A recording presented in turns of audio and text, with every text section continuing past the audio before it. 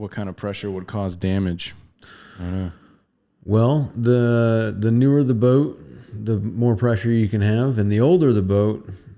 I mean, I guess it all depends more on the build quality of the boat, like the gel coat and how old it is, how thick it is, how well it was put together.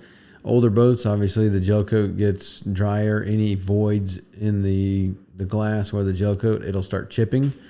And you definitely don't want to be going up there with like 3, 4, 5,000 PSI of water, because you're just going to blast a bunch of the gel coat and the non-skid, and you're just going to chip it into pieces. But, I mean, for the most part, 1,700, you can get pretty close and not, blow anything out. Like if you hit an air pocket or something, you're not going to start chipping away at the gel coat.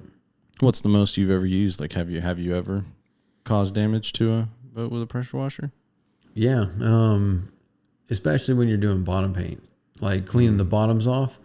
If the boat sat for a long, long, long time in the water, and most of the time you need a high pressure 3,000-4,000 psi to get a lot of that growth off the bottom of the boat. Once you pull the boat out of the water, as soon as air hits that growth, that stuff turns rock solid, and you almost got to scrape it or sand it off. So hitting it with the pressure washer while it's still wet to get that stuff off the bottom, usually, we use a few thousand PSI, not like 5,000, but, 2, 3, sometimes a 4. And that can actually eat into the gel coat. That growth will eat into the gel coat. So as you blow it off, it'll chip. And then older boats, if it's real thin, some of the Parkers and Grady Whites and stuff, I've seen those chip pretty around the water line where that growth line is. Mm-hmm.